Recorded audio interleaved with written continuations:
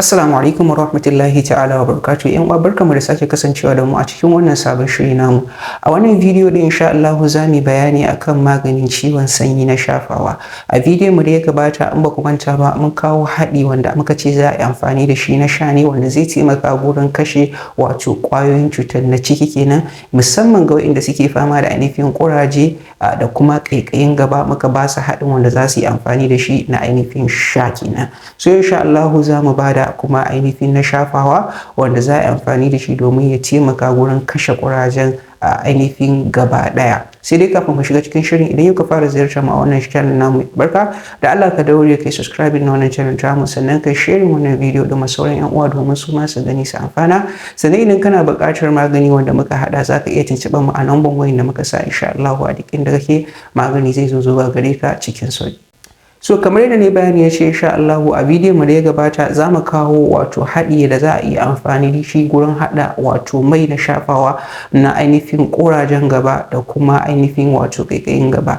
Idan kai mace ne, ke mace ce kike kallo na, ko kai namiji ne kike kallo na a wannan bidiyo din, so dukan ku za ku iya yin amfani da wannan haɗi din da za mu bada, musamman idan kuna fama da wannan matsala din. So ababen da ake buƙata gurin wannan haɗi kuma ababe ne masu sauƙi. Abu na farko ana buƙatar a samu man kwakwa coconut oil, in so samu ne a samu na hemani ko kuma a samu na ainihin wato almisra, kamfanin alhawaj kenan. Gaskiya yana da kyau wa'innan za a yi amfani da shi. Sannan na biyu ana buƙatar a samu man na'ana'a shi ma an so samu ne a samu kamfanin alhemani ko alhawaj din. Idan kamfanin hemani ne to kamfanin hemani yana da zafi, haka kamfanin alhawaj shi ma yana da ɗan zafi. Duka za mu yi bayani yadda za a yi amfani da shi. Sannan abu na uku ana buƙatar a samu tea tree oil. Tea tree oil yana taimakawa wurin kashe dukkan wani nau'in bacteria da yake skin. Wani dalili yasa zaka ga yawanci masu haɗa mayuka na ainihin skin care product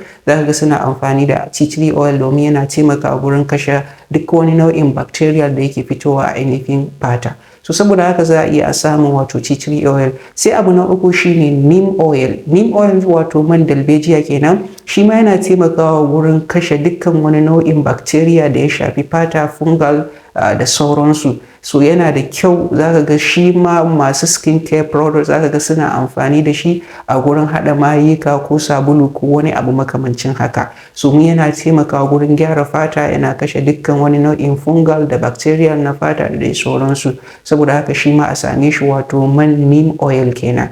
Sai mai na gaba wanda daga shi shine na ƙarshe shine a samu wato man habbatus sauda. Man habbatus sauda yana taimakawa gurin kashe dukkan wani nau'in bacteria da fungal. Shi ma yana taimakawa gurin gyara skin, yana taimakawa gurin kashe ƙwayoyi, dukkan wani nau'in ƙwayoyi da suke a ainihin dama mutum na ciki ne ko kuma ainihin fatansa. So wayannan mayuka da na lissafa gaba ɗaya su ne za a samu. To yanda za a yi haɗin shi ne za a ɗiba wato shi man habbatus sauda ɗin a ɗiba murfin.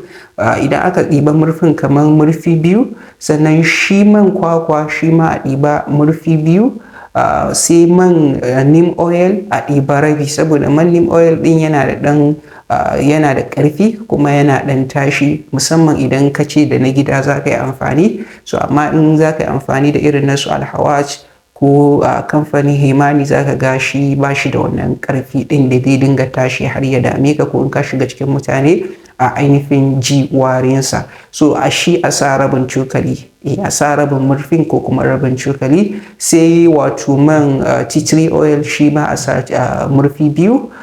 Sai man na'ana in alhawaj ne ka samu yana da zafi sosai. Idan na hemani ne shi ma yana da zafi. To yanda ake yi shine zaka samu shi man na'ana din zaka ka fara zuba cokali ɗaya a cikin haɗin. Idan ka zuba cokali ɗaya a cikin haɗin sai ka ɗan dangwala ka shafa a ainihin wato kamar nan, sai ka shafa kenan. Idan ka shafa a nan wurin in ka ji bai yi zafi ba ko kuma zafin shi bai irin fito sosai wanda irin zai iya ɓata ma fata ba, to sai ka bar shi haka.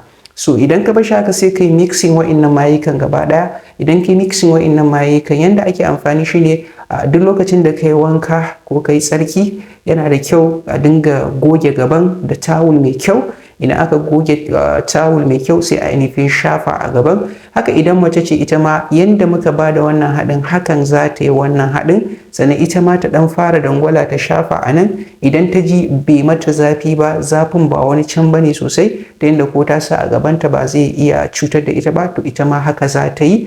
Idan ta ainihin yi tsarki ko ta fito wanka, bayan ta yi wanka sai ta ainihin goge gabanta da ainihin tawul sosai. Idan gurin ya bushe sosai sai a shafa wannan mai din, a shafa a gurin. Idan mutum yana yin wannan akalla so 2 so 3 a rana, to ina mai tabbatar ma wannan ƙaiƙayi da kake yawan ji ka dinga sosa kullum kana sosa gaban ka za ka rabu da shi. Haka wannan kuraje din su ma insha Allah za su ainihin mutu. So wannan shine haɗin da muka kawo muku, saboda haka insha Allah za mu dakata a nan. A bidiyon mu na gaba insha Allah za mu bayani akan yadda mata za su haɗa wanda za su ainihin zauna a cikin ruwa, har ma mazan su ma za su yi amfani da shi. Saboda haka ku share wannan bidiyo din domin sauran yan uwa su ma su gani su amfana. Sannan idan kuna buƙatar magani a gurin mu za ku iya tuntuɓar mu ta lambar wayar da muka sa insha Allah a duk inda kuke magani zai zo zuwa gare ku cikin sauki. Mun gode sosai da ainihin kasancewa da mu.